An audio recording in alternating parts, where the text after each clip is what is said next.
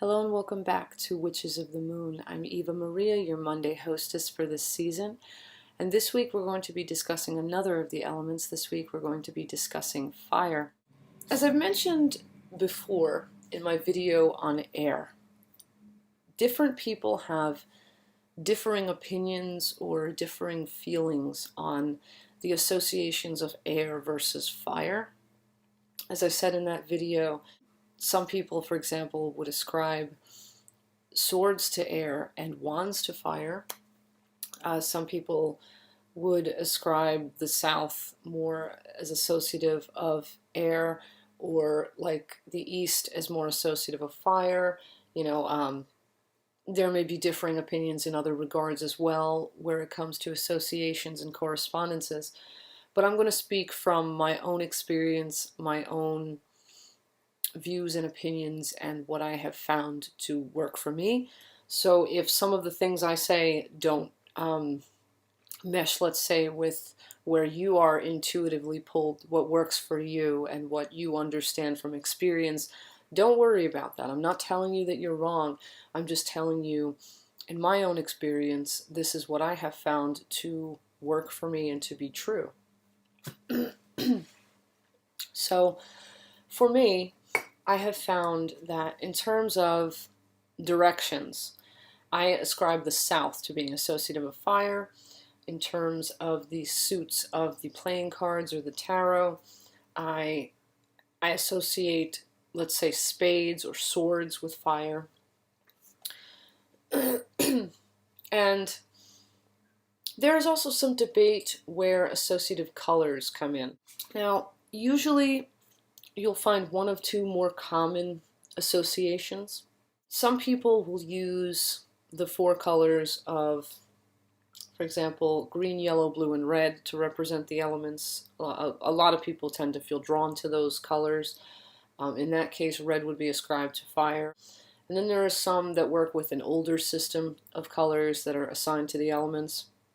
And for those, the color white would be assigned to fire. The older system is black being associated with earth, red being associated with air, gray being associated with water, and white being associated with fire. I tend most often to lean toward using the color red, but there are other colors as well that are easily associative of fire, other colors that seem to sort of work with and flow with those associations. They're not like really out of left field or anything. Colors like gold, orange, sometimes certain shades of yellow, even colors like auburn. There are alternates here, and depending who you are, you may feel drawn to associating a particular color or colors with fire. I say go where you're led, whatever is an effective psychological trigger for you, whatever really speaks to your spirit, I would say, of the power of fire, that's what you should go with. Other things that I would associate with fire: spicy herbs, things like hot peppers or spicy paprika, volatile or flammable things. I would definitely suggest looking at the associations of the Sun and Mars. Both of these are very fiery in nature. Those correspondences would fall under the fire elemental influence, I would say. In terms of tools or ingredients or supplies one might use in their works, things like the sword.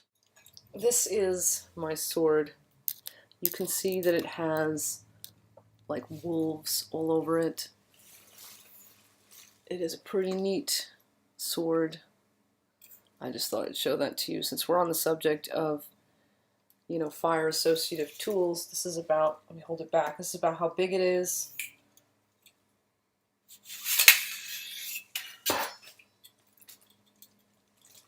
I just thought I'd show that to you guys. For those of you that might be interested, I thought you'd think that's kind of cool.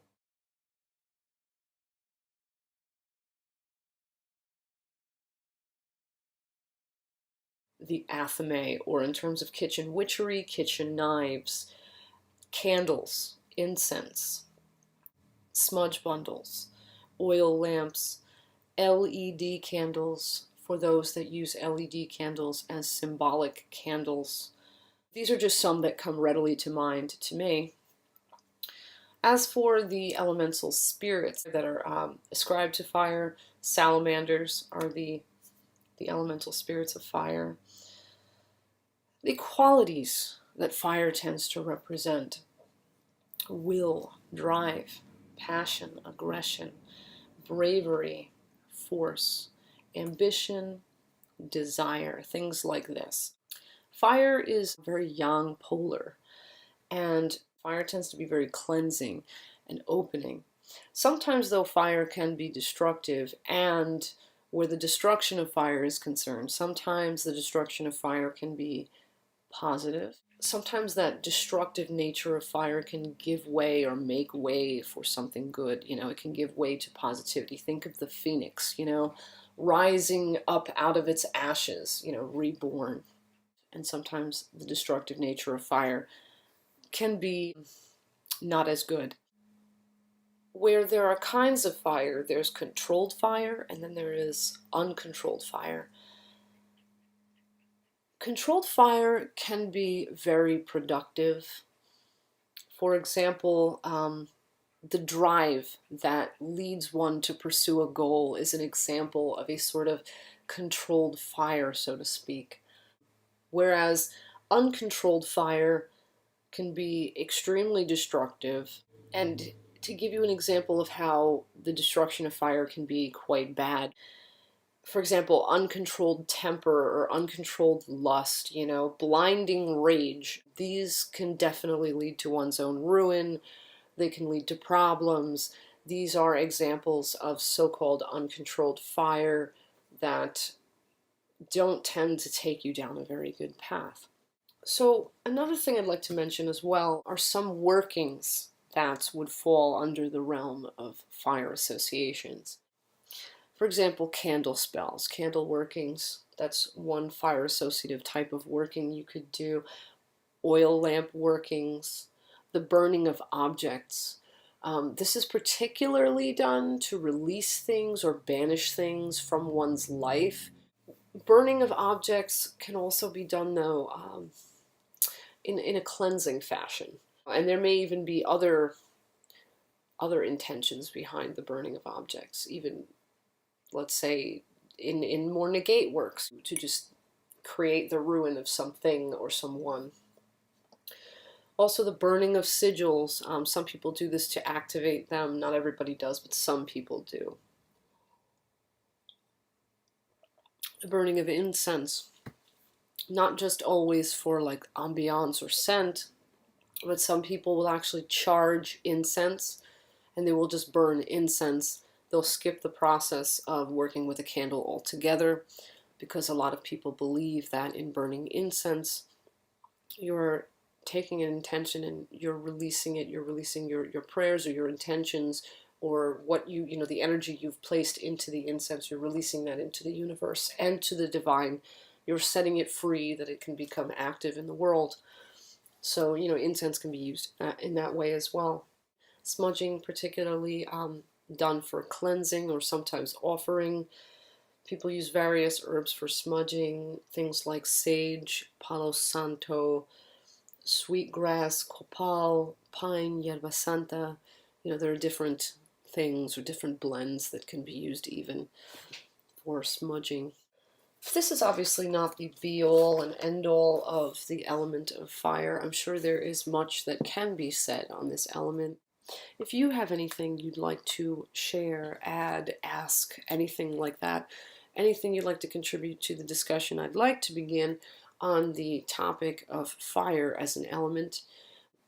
Maybe if you'd like to discuss how you utilize fire most often in your practice, I welcome you to do that, to utilize the comment section. And I ask you, please do stay tuned. I look forward to seeing what everyone else brings forth this week. Yeah, and with that, I think I'm going to wish you blessed be and ashe. Until next time, until next week, you stay awesome, and bye-bye for now.